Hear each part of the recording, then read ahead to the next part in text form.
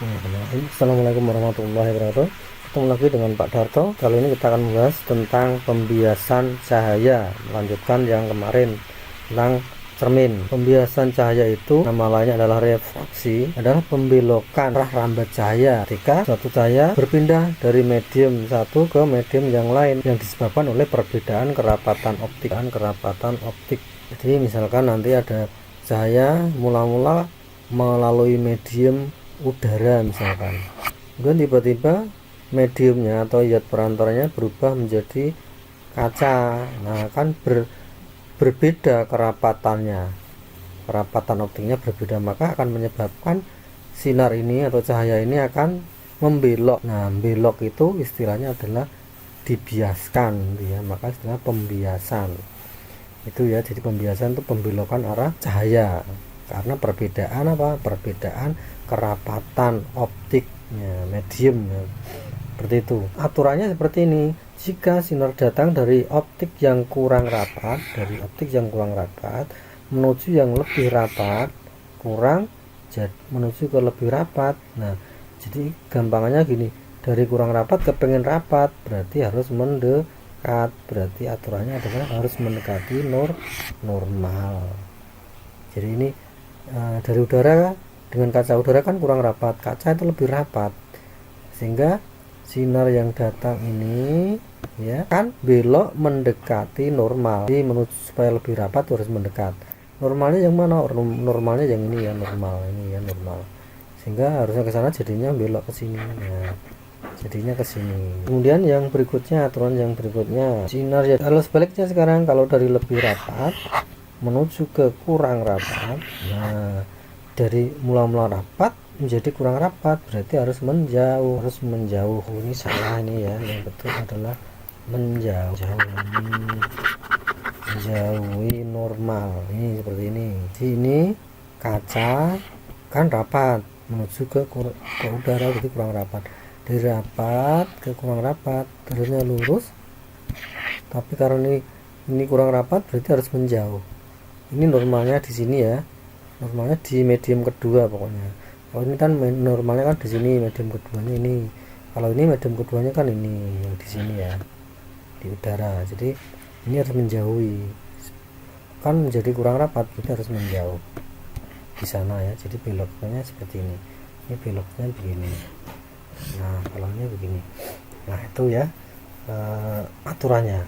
Aturan yang ketiga ini, sinar yang datang tegak lurus bidang batas tidak mengalami pembiasan melainkan diteruskan. Nah seperti ini, kalau sinarnya tegak lurus begini, datangnya tegak lurus ya, maka sinarnya tidak dibelokkan tapi diteruskan. Istilah pembiasan misalnya ini pensil yang dicelupkan ke dalam gelas berisi air nanti kelihatan bengkok, jadi karena ada pembiasan antara udara dan air. Dasar kolam kelihatan lebih dangkal, itu karena pembiasan. Uang logam di dasar kolam kelihatan lebih besar. Pembiasan itu contoh-contohnya. Dan catatan yang ini tadi ya, medium dari yang paling rapat ke kurang rapat tuh kaca, kemudian air, kemudian udara yang paling kurang rapat. Pembiasan pada lensa.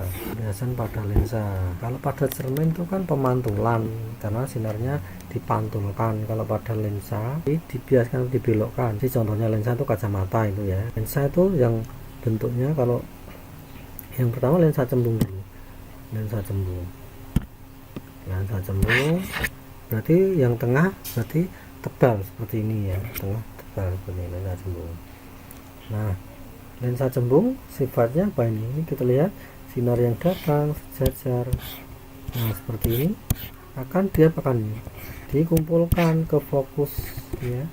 Jadi sifatnya lensa cembung apa? Mengumpulkan atau konvergen, dikumpulkan ke fokusnya.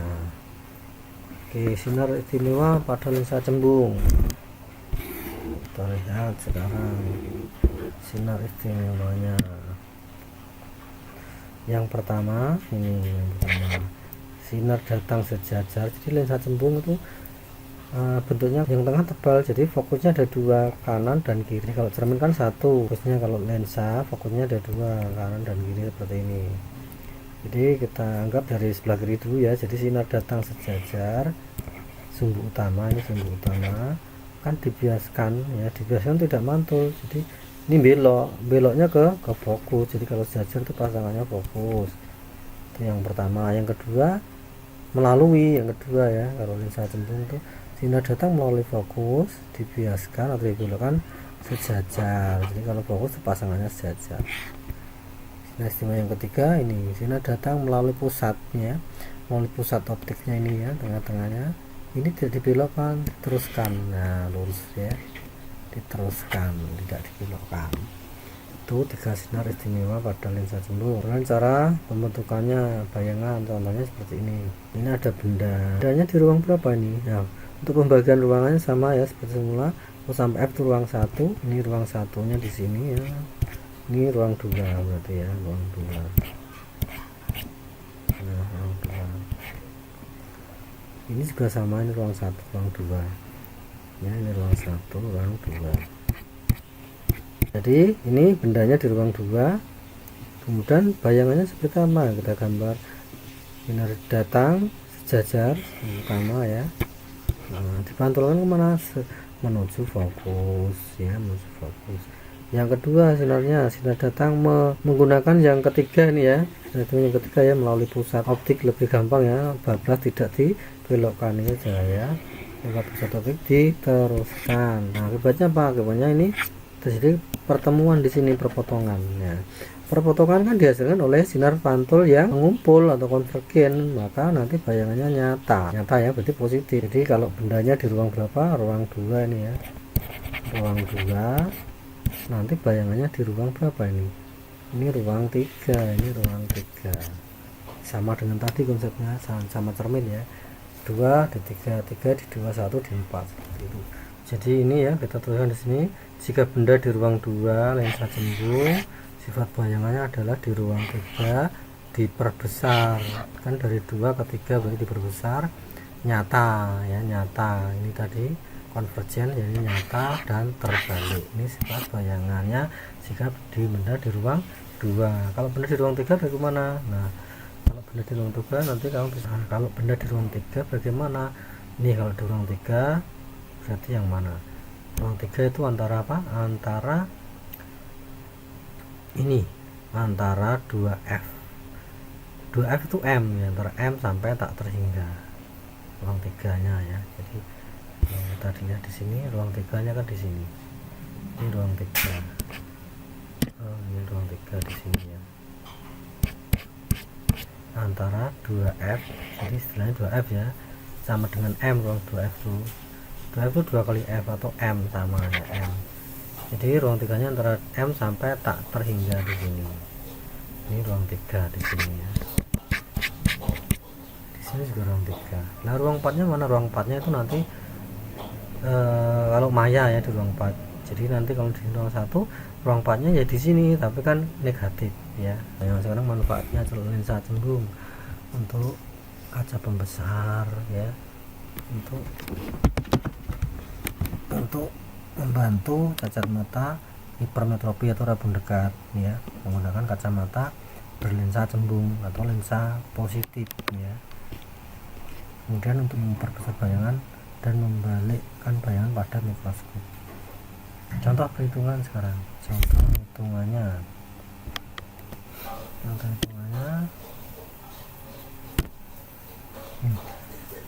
dan diletakkan 6 cm di depan lensa cembung.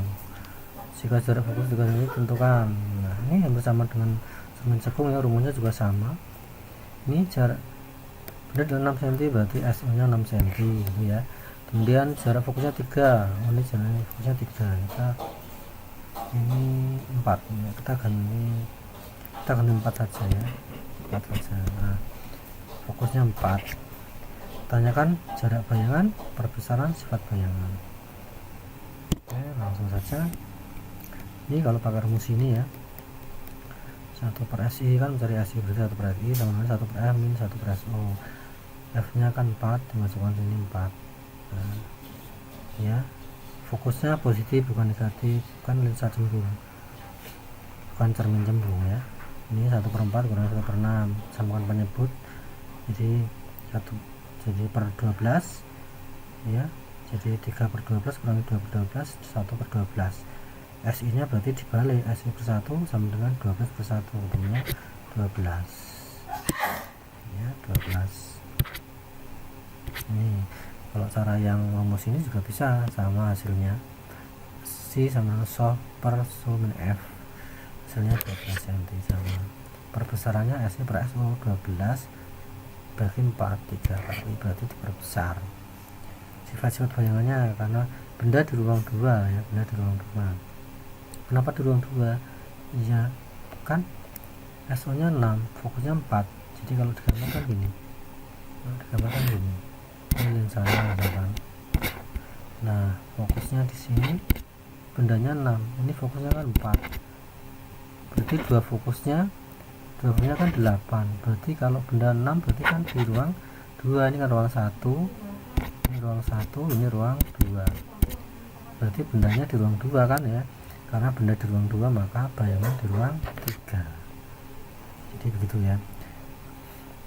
Karena 2 ke 3 berarti diperbesar. Kemudian bayangan nyata kalau tidak di ruang 1, jadi kan tidak di ruang 1 bendanya ya. Jadi kalau nanti di ruang 1 bendanya bayangannya maya ya. Kalau selain di ruang 1 berarti nyata. Ini kan di ruang 2 berarti nyata. Nyata pasangannya terbalik. Ini ya sifat-sifatnya. Nah, oke, kita sekarang lensa cekung disebut dengan lensa negatif, nah, atau divergen. Kenapa kok disebut dengan lensa negatif? Karena nanti bayangannya selalu maya, jadi hasilnya SI nya selalu negatif. Ini kebalikan dengan cermin ya, lensa itu kebalikan dengan cermin. Kalau cermin cekung itu malah cermin positif. Nah, tapi kalau lensa cekung itu lensa negatif. Nah, oke. Lensa cekung itu tengahnya tipis ini, tengahnya tipis. Nah, tipis ya. Jadi sifatnya, jadi sifat lensa cekung adalah menyebarkan cahaya,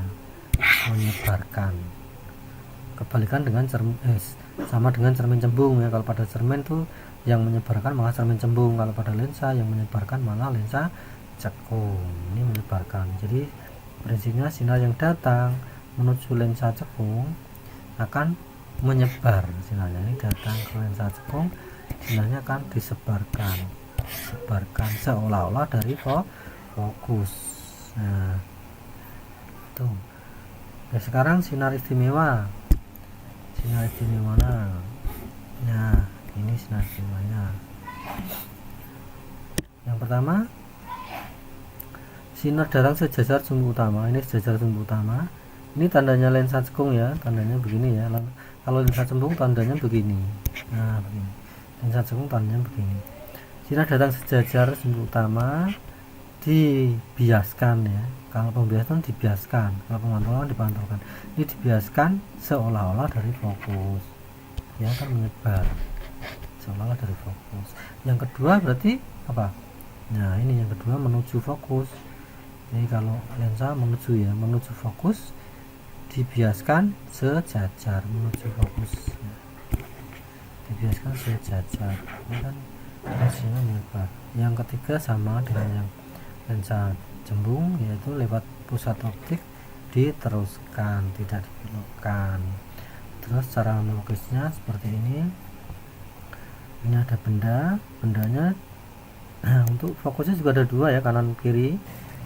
Kemudian sama, ini ruang satunya, ini ruang 2, ruang 3.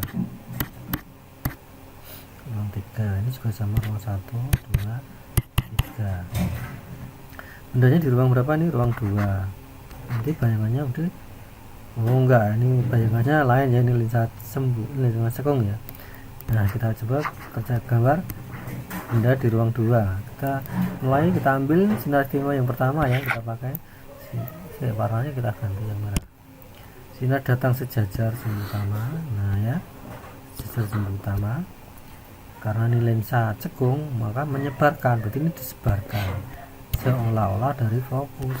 Nah, kita pakai sinar istimewa yang ketiga ya, lebih gampang. Ini lewat pusat tidak dibelokkan, tapi diteruskan. Akibatnya apa ini? Kalau diteruskan tidak ketemu, nah maka bayangannya maya berarti ya, kan tidak konvergen jadi maya. Maka kita tarik perpanjangannya, ini juga kita tarik perpanjangannya, ketemulah di sini, maka jadilah ini bayangannya. Udah kelihatan sifat bayangannya, yaitu diperkecil ya, maya. Kenapa maya tadi ya, tidak konvergen sinar pantulnya ya, berarti maya tegak ya, kepalanya di atas sama lebih kecil. Nah ini, nah benarnya di ruang 1 berarti bayangan di ruang 4 ya, berarti ini istilahnya ruang 4 itu di sini ya, maya. Nah, jadi ruang 4 nya itu di sini, tapi sama di ruang 1, cuman kan negatif gitu ya, maya. Oke, udah ya tentang sifat bayangan pada lensa cekung. Sekarang untuk perhitungannya sama rumusnya ya, tapi untuk cermin atau lensa cekung sifat bayangannya hanya ini tok ya, hanya ini tok, maya tegak lebih kecil, sama seperti cermin cembung. Cermin cembung kan juga gitu, maya tegak diperkecil, jadi sama. Jadi kesimpulannya lensa cekung itu sifat bayangan yang dibentuk atau sama dengan cermin cembung. Nah, oke.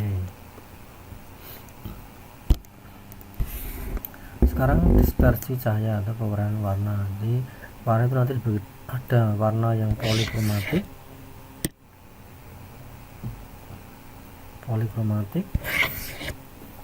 ada yang monokromatik. Poli itu banyak, mono itu satu. Jadi polikromatik itu terdiri dari beberapa macam warna yang nanti bisa diuraikan. Jadi contohnya adalah sinar putih.